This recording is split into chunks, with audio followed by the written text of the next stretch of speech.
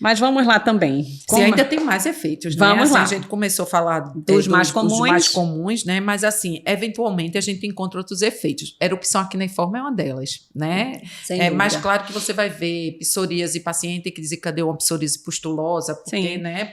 Está descrito, né? O uso de iodo em psoríase pode abrir quadro. Exatamente, uma dermatite herpetiforme. Então, a gente tem outras coisas na literatura, inclusive com o iodo sendo levado a uma dose tóxica, que ele denomina-se de iodismo, né? Que o paciente começa a ter quadro de lacrimejamento, hiperesmia conjuntival, cialorreia, rinorreia, mas assim, na prática, não, né? Não, isso vai acontecer muito uma coisa mais de exagero mesmo, né? Ou o paciente que não compreendeu a prescrição e fez de forma, diferente. Em vez de tomar uma colher, tomar um copo.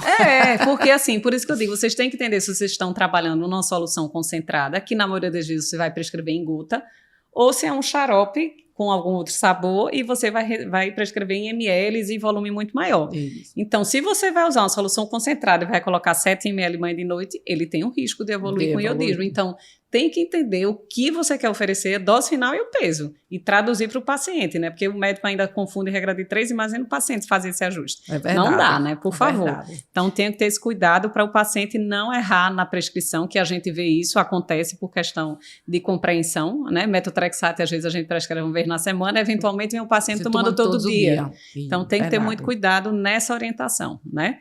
Mas a gente lembra, né, Perlinha, que como a gente está administrando iodo, obviamente podemos ter efeitos do iodo, né? Na tireoide. Exatamente. Quais seriam esses que a gente precisa estar atento? Então, a gente pode levar aquele fenômeno de Wolff-Chaikoff, que aí o paciente vai ter como se fosse uma inibição completa, levando a um hipotireoidismo, ou pode, se o paciente tiver algum nódulo tóxico, algum quadro de base de hipertireoidismo com um substrato maior de iodo, e aí ele levar um quadro de hipertireoidismo ou de uma crise tireotóxica, né? Então, isso a gente, que aí seria o efeito J de basedor, né? Isso. Que é o efeito contrário, né? Então, o ideal é que a gente não passe por isso se você já tem o cuidado de checar na anamnese se o paciente tem história pessoal ou familiar de alguma tireoidopatia, né? Mas, eventualmente, o paciente não sabe, não tem história na família, pode acontecer esse tipo de coisa, mas é bem raro. Bem raro. Bem raro. Mas vamos para a prática agora. A gente já citou aqui que utilizamos, né, na esporotricose e de potássio, mas a gente tem outras doenças, outras condições inflamatórias para as quais a gente indica o iodeto. Quais seriam essas, Então, Perlinha? vamos lá. Então, a gente tem doenças infecciosas, doenças inflamatórias e tem outras doenças que a gente pode fazer. Então, vamos para a doença infecciosa. Esporotrix já foi falado. Ela tem nível de evidência semelhante ao itraconazol, então pode ser usado. O que vai diferenciar um para outro vai ser, como a Claudinha disse, contraindicação, interação, acesso. É isso que vai indicar ou não, mas de efeito, funciona. Tão bom quanto. Tem micoses subcutâneas. Aí, dentre essas micoses subcutâneas, na prática, a gente tem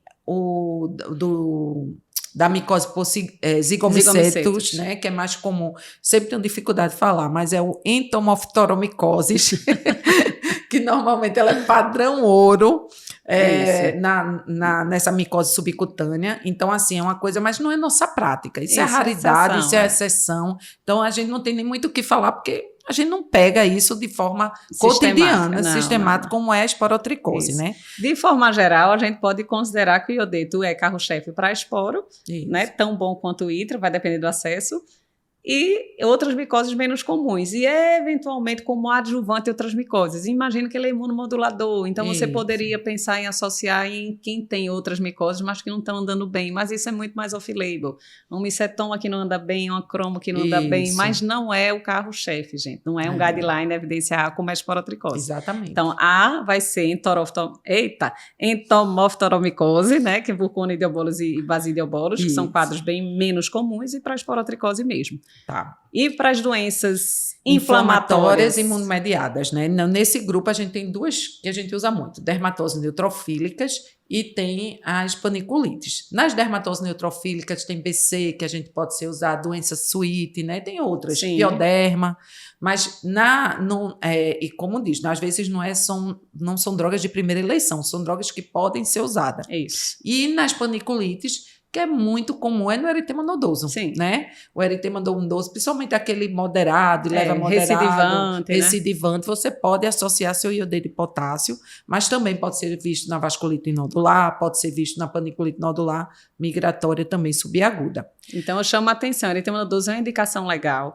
Quando a gente vê um eritema nodoso que a gente identifica muito bem a causa, é uma causa removível, fez estreptococcia e fez eritema nodoso, você vai tratar tranquilo, pode fazer até um corticoide de poucos dias que resolve, porque você está tratando a causa. Mas, eventualmente, a gente não descobre a etiologia do eritema nodoso, né? E aí fica aquilo recidivante. Muitas vezes a gente não vai querer introduzir corticoide de longo prazo, nem para imunossuprimir o doente, nem por conta de todos os efeitos colaterais aliados à corticoterapia. Então, eu deixo aqui, né, a lembrança do iodeto de potássio, que a dose é baixa, né, Perla? Assim, isso, não é uma dose tão alta, 1 grama dia, um pouco mais que isso, que você consegue um controle bom com pouco efeito colateral. Então, a lembrança bem interessante para o eritema nodoso e para as paniculites, né? Isso. E aí, se você for para a literatura, vai ter relatos de casos com outras doenças, como já foi visto por eritema polimorfo secundário a herpes. Então, assim, teve melhora, granuloma anular, eritema anular centrífugo, granulomatose de Wegener, já foi visto. Mais efeito cutâneo, Isso, mas assim, isso como adjuvante. Como adjuvante. E às vezes a gente também não sabe o contexto, porque isso na literatura ninguém saiu vendo realmente cada caso desse, né? Isso. Então a gente não está sabendo o contexto, mas na literatura cita. Isso. E aí é importante a gente saber, porque vocês vão ver que às vezes sai da nossa ossada, assim, as coisas não funcionam da mesma maneira que a gente queria. E às vezes a gente precisa de uma droga para estar ali. Um efeito imunomodulador sem ser imunossupressor, muitas vezes a gente vai usar o off-label. E aí a gente tem um iodeto de potássio, e aí é bom lembrar dele. E eu acho que esse podcast veio para isso, para ter essa lembrança dessa droga versátil, dessa droga simples, antiga, mas que é moderna. E que ainda tem um papel cada vez maior, né? Que a gente, sabendo como ela atua, você pode, em tese, raciocinar e até exportar esse raciocínio para algumas outras condições que ainda são um desafio na sua condução. Exatamente. Né, Perlinha? Que bom que você gostou desse vídeo. Se você se interessa por outros assuntos de dermatologia e gosta de acompanhar pequenos vídeos, vou te indicar esse aqui. Várias pessoas já assistiram e gostaram. Já se você quer acompanhar e aprofundar um pouco mais o tema discutido hoje, vou te indicar o podcast original. O vídeo de hoje é só um recorte deste tema. Então, acompanhe e espero você lá.